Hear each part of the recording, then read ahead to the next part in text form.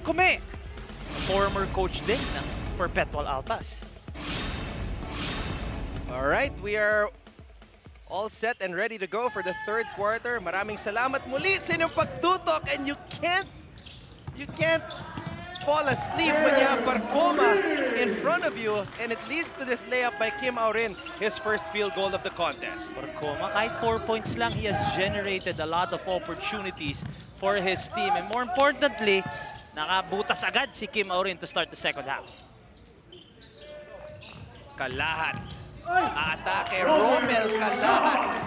Yan yung sinasabi mong hindi natin masyado nakita last few seasons ni Kalahat. Pero ngayon, kita mo, very aggressive trying to score. Samantala, Kim Aurin, who actually hit the 3 in the first half. So, yung drive niya kanina was his second field goal. Kalahat. Ayan o, si Kalahat. Sinasize up yung defender eh. Kalahat, under goal stamp, kulang sa pektus. Sumoda. Tinayungan ni Nat Sevilla. Egan to Barcoma. What a block by Villapando. Tiniktik sa board. Masyadong mabilis si Barcoma pero mataas lumundag itong si Villapando. Sevilla. These two guys, two of the more athletic players dito sa NCAA, Villapando and Barcoma. Tignan mo naman yung depensa nitong si Barcoma. De Soyo's a quick guy, but Barcoma staying right in front of him. Samantala, mala Sam Perkins yung tira nitong si Jesse Sumoda. Oo, totoo. Sumoda and Calma. Although, of course, they are the guys really anchoring the paint for San Sebastian. Parehong may pukol galing sa labas. Tig-isang 3 puntos na yung dalawang ngayon. Aurin. Umaatake Aurin. Oh, a little swagger mula dito kay Calma. Loving that block kay Kim Aurin. Ito yung mga nakita-kita din ng pandemic sa mga iba't ibang liga. At ngayon, dinaadala nila sa NCAA yung kanilang rivalry. And Kim Aurin is not the easiest guy to block. Samantala, Barcoma has the basketball. Makabawi kaya pinasa kay Egan. Egan too strong. Egan second serving is good for him. Again, offensive rebounding pa din. Doon pa rin napunta yung possession ng Perpetual. That is why to this moment, kailangan mag-improve ng San Sebastian in terms of boxing out their opponents. JM Calma calling for an isolation. One-legged fadeaway para kay JM Calma. Kilos ngayon ng mga San Sebastian, mga hindi natin nakita. One-legged fadeaway? Okay, JM. Don't forget the clear out. Clear out. The request for a clear out. Pinalis niya si Kalahat eh. Si Kalahat din gusto yung bola. Barcoma binigay dito kay Sevilla with the left-handed hook. Actually starting to pick up here in the second half. Both teams really being aggressive, trying to find points in the paint. Tingnan natin kung kanino mag-favor itong ganitong pace. San Sebastian has to play with a sense of urgency right now. Tandaan po natin, natalo sila kontra sa Arellano sa kanilang unang laro. Kalahat, walang mapuntahan. Linabas muli ang bola. Villapando atake, sidestep move para kay Kenneth Villapando. This is NCAA basketball at its finest. Just really skill for skill, back for back. Was a deeper back. Yun ang tanungan, lalo na sa mga ganitong run ng parehong koponan. At handa nang bumalik sa ating laro. Sina Jello Razon at Itchy Altamirano. Bad pass by Aurin. A chance for San Sebastian to tie this ball game or even take the lead after falling as much as 7, falling behind as much as 7 kanina. Again, panibagong pagkakataon para kay Calma. Dinoble team na. De Soyo for the tie. And De Soyo will have a chance to tie this game at the line. At kumaganda na yung ikot ng bola ng San Sebastian. In the first half, Anton, only 2 assists para sa Stags. At ngayon, kita mo, trying to move the basketball, but this defensive play by Villapando. At ito, humingi ng clear out. Akala niya ata si Alin Bulanati siya. Kita mo naman yung turnaround fadeaway, one-legged. for JM Calma. And on the next possession, si Villapando naman, the Euro step and finding the glass, using the glass for that deuce. Dik-dikan ang laban dito sa NCAA. Perpetual still leads San Sebastian 34-32.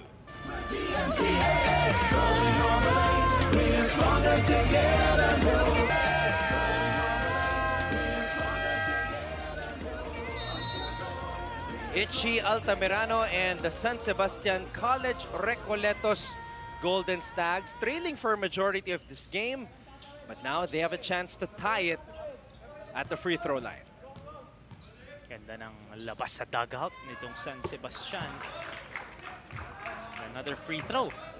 Ito na, back to square one tayo at 34 all as we look at Coach Egay Macaraya, one of the veteran coaches of the NCAA, going up against Coach Mike na, I don't want to say baguhan, pero baguhan dito sa seniors level. This is the 5th straight season ni Coach Egay Macaraya, as the head coach of San Sebastian. At ayun po, first year head coach for the Altas, at least because he came from the Altalets. Itong si Mike Sagigit. Egan. Matagal na rin pala si Coach Egay dito sa San Sebastian. 5 seasons. Parang kailan lang, no? Parang kailan lang si Coach Rodney eh. Coach Rodney Santos, the slasher.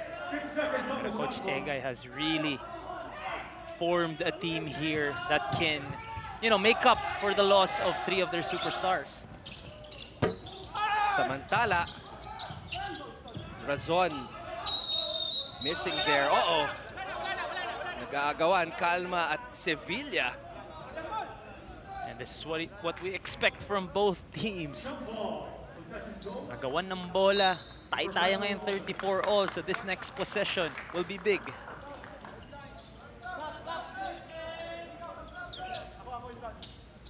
San Sebastian's only lead was actually 3-0. 3-2 after a basket by Perpetual, but since then it has been Perpetual all the way.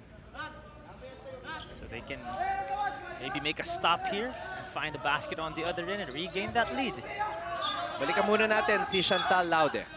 Anton, Mikey, it was a quick and a great start for the Altas as Tim Auring scored mula sa assist ni Barcuma kanina. Pero ito talaga ang kailangan nilang bigyang pansin, ang kanilang pacing. Dahil kanina, sabi sa akin ni Coach Mike, medyo mabagal ang execution nila ng offense from the past quarters. Kaya kailangan talaga nilang matupad lahat ng pinag-usapan nila mula sa kanilang trainings from the past preparation. Kanina rin naman nabahagi sa akin ni Mark Omega na inaasahan nila ang kanilang mga seniors and veterans para sa offense. At sila na daw bahalang mga rookies para sa depensa. Kaya aabangan natin kung ma-execute ba nila ng maayos at ma-deliver itong system nito at ang game plan for the second half for this game. Balik sa inyo. Maraming salamat, Chantal. Kaya lang si Mark Omega, 3 personal fouls na. Itong starting center ni Coach Mike. So it's the same problem that they had kontra sa JRU where 3 of their centers actually fouled out. They need to find that sweet spot in terms of their aggressiveness and staying smart because Coach Mike will need all 3 of them, especially down the wire dito sa ating laro. Razon, binigay dito kay Egan. Jeff Egan, nagawa ni Altamirano. Itchy Altamirano off to the races and he scores for San Sebastian, tying the game up at 36. 7 points para kay Itchy Altamirano, trying to will his team back in this game. And they already are back in this game. Tignan natin kung makakuha sila ng possession. Martel battling for the loose ball. Napunta ang bola kay Sevilla. Razon titira mula sa labas. Jello Razon with another 3-point bomb. You gotta commend itong Altas. Just really finding a way to counter yung mga run ng San Sebastian. May pamatay sunog na naman doon. Jello Razon, 14 points for him so far in this game. What a performance para dito kay Jello Razon coming off the bench. And let's go back now to Avia Zunic. Para sa 6'2" forward ng Stags na si Kenneth Villapando, matindihang adjustments ang kailangan nilang gawin in terms of defense, lalo na sa second half ng game dahil dito daw sila hindi nagiging consistent. While Coach Egay complimented the team for their collective effort, gusto pa din niya makita ang discipline and consistency for the remaining quarters. Hindi man madali para sa kanila ang muling pagbalik sa NCAA, pero hindi sila nawawalan ng pag-asa dahil sa mga sumusuporta sa kanila na Sebastianians. Kahit hindi pa nakakanood ng live games ang ating NCAA fans, the Golden Stags are still happy because they feel the support through social media. Back to you, Anton and Mikey. Kung may Arke at Alin na nanonood, di ba? May Tonton pa sa side ng Perpetual. That's what we love about the NCAA community. They're very supportive. Maski na, yun nga, wala pa tayo mga fans dito sa audience. Gumagawa naman sila ng ingay at nagpaparamdam sa pamamagitan ng social media. Of course, with the social media era at its peak so far, may chance talaga na malaman natin na nanonood yung mga former superstars, former coaches, and former personalities here in the NCAA. Kasi bawal pa audience eh. So talagang sa ano muna tayo. Pero buti na lang, you know, with GTV, I just want to say this, sobrang laking bagay na sobrang accessible. May YouTube, may Facebook Live. Sobrang dali mahanap at mapanood ang NCAA. So meron kang GMA Sports PH, meron kang GMA Pinoy TV, meron kang NCAA Philippines on Facebook and YouTube. At syempre, to those watching na gusto manood on Free TV, nandito tayo sa GTV. Especially ngayon na uso na yung nanonood sa cellphone, nanonood sa laptop, sa PC, konting pindot lang. Mapapanood nyo na kami dito sa St. Benilde Gym. St. Benilde Gym sa Lasal Green Hills. 4 minutes and 7 seconds remaining here in the third. Coach Egay Macaraya, as we mentioned, 5th straight season as the head coach of San Sebastian. And comebacking coach pa yan because he already coached San Sebastian previously. Marami mga coaches na ganun, no? They return to their former teams. As we see, Altamirano putting it up and in. Great patience there for Itchy Altamirano, waiting for that perfect moment na medyo bumaba yung kamay ng kanyang bantay. Tsaka niya inangat. Down to 1 na naman ang kalamangan ng Perpetual. Barcoma, Egan, Jeff Egan kontra Sumoda. Egan with a spin, wild shot, Omega. Don't tell me that's going to be the 4th of Omega. No, that's big. 4 fouls, 3 minutes and 30 remaining in the third quarter pa lang. Oh, 4th foul. Oh yeah, 3rd kanina nung second quarter. Ngayon, 4 na. Itong starting center ni Coach Mike. Yun na nga, gaya na sinasabi natin kanina, it's the same problem para dito sa Perpetual. But the good news for them is 3 naman yung sentro nakasama sa rotation nitong si Coach Mike sa gigit. At talagang shock troopers talaga yung estilo nila. As we see, Jesse Sumoda. San Sebastian has done a better job in breaking that pressure defense na ginagawa ng Perpetual. Really trying to attack and get easy buckets. Jello Razon swishing it from the top of the key. Alam mo, ang season high nitong si Razon nung season 95 was 18 points. He's got 17 right now. Jello Razon just being more consistent this season so far. Oh, what a move by Itchy Altamirano. Yun nga lang.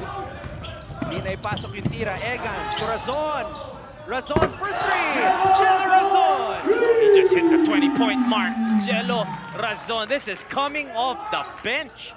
5 3-pointers so far for Jello Razon. And keep in mind, he asked to come off the bench. Something that Mikey would never do. Never. Pero Anton, tsaka second quarter, 11 points. As Kalahat, okay. Kalahat showing us the guns. That was a big boy move para kay Kalahat. As we look at this, look at that 3-pointer. 6 3 so far para kay Jello Razon. 11 points in the second, 9 here in the third, 20 overall for the sniper of Perpetual. Alam na ni Egan kung saan pupunta yung bola. He knew Jello had the hot hand. But when we come back, Romel Calahat will shoot the bonus free throw.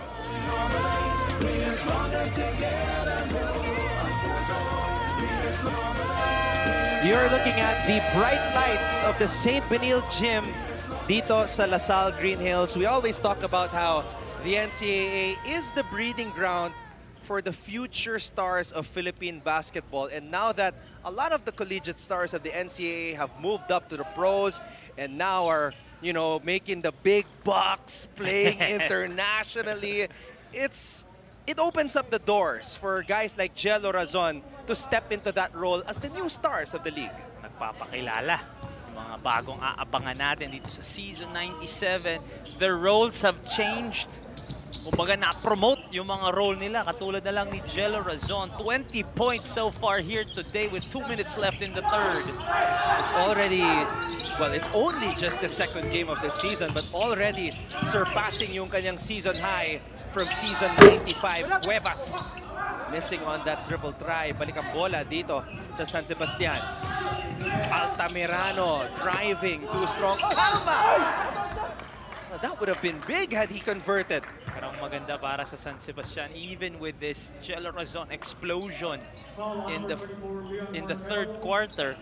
Tatlo lang ang kalamangan dito ng Perpetual, and a chance to cut into this lead and bring it back down to 1 via these free throws by JM Calma. So Martel comes out, Nunez comes in. Yan na yung trio ng mga sentro na sinasabi ko. Omega, Martel, and Nunez. Ang problema, Omega already has 4 personal fouls, so we'll probably see him with less than 5 minutes to go in the fourth. Assuming that Coach Mike is not a gambling man. Razon, binigay ang bola dito kay Egan. Egan, natapik ni JM. Uy, sumabit si Razon. Brother, gets ko na ngayon ba't maganda nilalaro ni Jesse Sumoda tsaka ni Romel Calahat. As we look at this muna, yung foul kay Jello Razon on that strip attempt kay Itchy. Sabi ni Alin, dinala niya sa mga liga si Calahat tsaka si Jesse Sumoda. Nagpadala pa ng picture. Kaya naman pala nahasa. At kita mo, gumanda yung mga kilos nito si Calahat at si Sumoda. Ayun yung maganda sa mga stars natin, ano? Talagang tinutulungan yung kanilang mga teammates na mag-grow din. Giving them opportunities to gain experience. Kasi alam nila that they will have to leave. They will leave the reins of the team to this next generation of talent. Maganda rin na gina-guide sila ng mga kuya nila. Paying it forward to the next batch. Ika nga. Meanwhile, baseline jumper is good. That's a great shot there. Carlo Ferreras, one of the new faces para dito sa Perpetual. Now up by 5. Itong si Coach Mike sa gigit, may mga magic bunot din Ano, biglaan. Suskor pa. Binunod na suskor pa. That's a man who really knows every single player. Really knows his personnel sa kanyang roster. Razon using the abyss screen. Razon. Oh, look at the cut. Cuevas too strong on that shot. Villapando. Villapando! Look at the strides. Umere dun si Ken Villapando using those 2 steps, taking advantage of that height and that athleticism. And this is what we were talking about. Yung aggressiveness ng mga sentro ng Perpetual. Ganda ng atake dito ni Villapando. 1-2 step and just jumps and leaps in the air, knowing na hindi makakasabay doon si Jello Razon. It's been a dogfight here inside the St. Benil Gym. Back and forth. Highly entertaining and highly physical basketball. Mula dito sa Perpetual at San Sebastian. Una. Villapando aatake. Are mula sa kanto. Rebound Cuevas. Cuevas is running. There's still time for Perpetual, but Ferreira's unable to get a shot off properly. Kita mo si Coach Egay clapping his hands, trying to re-energize his team. They are only down by 3 after the third again, despite an explosion coming from Jello Razon. Maganda pa rin ang pag-asa dito ng San Sebastian. Yan yung tinuro sa kanya ni Alin, no? Yung mga 3 points mula sa labas. Not Sevilla. Oh, ayan yung highlight para sa akin. Clear out, one-legged fadeaway mula kay JM Calma. At ito namang si Jello Razon is in line for a career-high performance. His career high was 21 points. Jello now has 20. At itong si Kenneth Villapando starting to heat up para sa San Sebastian. 47-44 ang ating talaan. Lamang pa rin ang Perpetual. We'll be back with more action dito sa Season 97 ng NCAA.